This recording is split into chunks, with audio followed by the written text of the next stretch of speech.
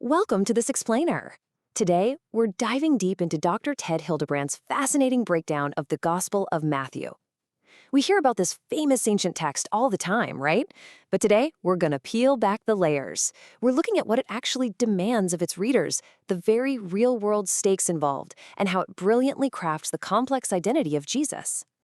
We've got a fantastic roadmap for our journey today. We're going to cover the true cost of discipleship, spotting true versus false disciples, Jesus as the new Moses, his dual role as king and healer, and finally, some incredible insights into the kingdom of heaven. All right, let's hit our first major theme, the cost of discipleship. And we're talking about visceral, real-world stakes here. Matthew absolutely does not sugarcoat what it means to be a follower. If you're looking for a simple message about a happy, easy life, you're not going to find it here. You know, it's really fascinating when you compare Matthew to Mark.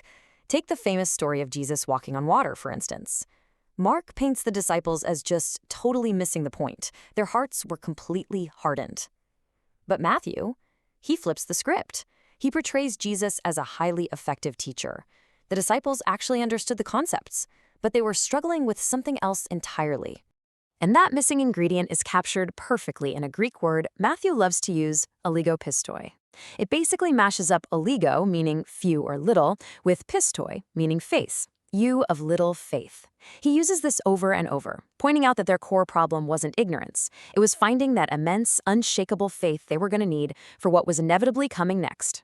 Because let's be real, following this path required massive faith to stare down some intense persecution. Jesus lays it out incredibly bluntly. I did not come to bring peace, but the sword. Anyone who does not take up his cross and follow me is not worthy of me.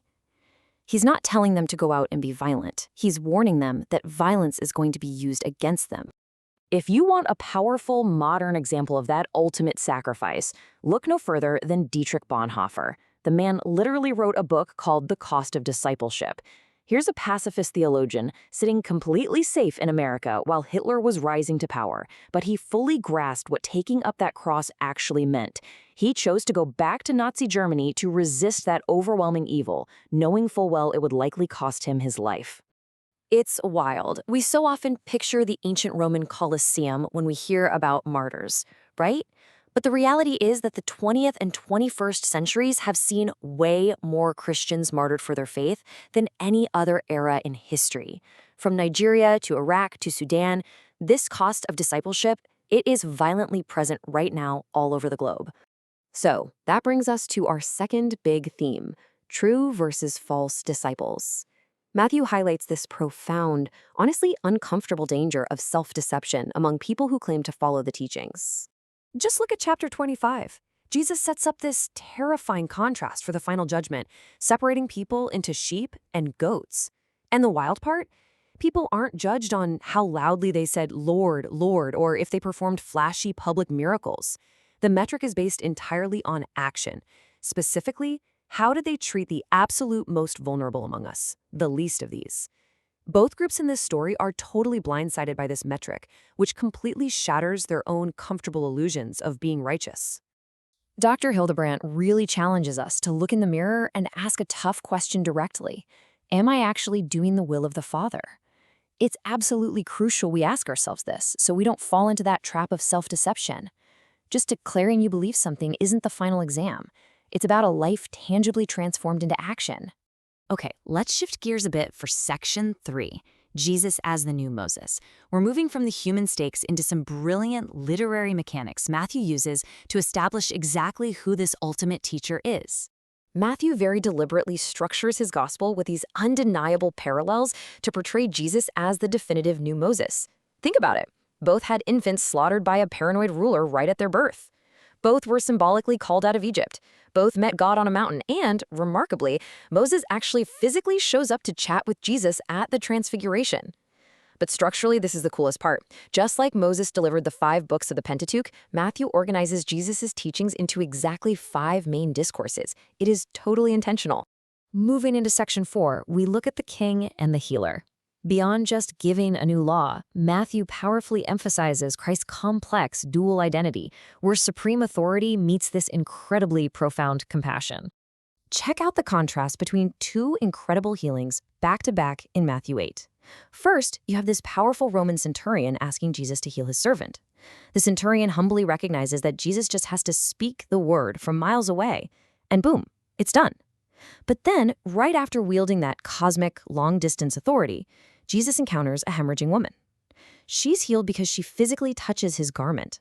Now, under Jewish law, that touch would make him culturally unclean, but Jesus doesn't care. His immense compassion makes her clean instead. This whole dynamic of being both physically and spiritually close leads us perfectly to that defining title, Emmanuel. El means God, and Emmanuel means with us, God with us. This beautiful name literally bookends the entire gospel. It drops right at his birth in chapter 1, and the whole book closes out with Jesus saying, I am with you always. It cements this incredible promise that the King of the universe is intimately, constantly present with his followers. Finally, let's jump into Section 5, the Kingdom of Heaven.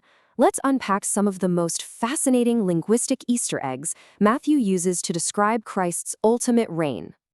Now, if you're anything like me, you've probably glazed over that massive genealogy in the very first chapter of Matthew. But if you do, you miss a highly intentional masterpiece. Matthew maps out the timeline exactly. 14 generations from Abraham to David, 14 from David to the exile, and 14 from the exile to Christ. He actually skipped over 3 historically known kings just to manipulate this genealogy into these exact blocks of 14. And the reason he did this? It's mind-blowing historical context. It all boils down to gematria.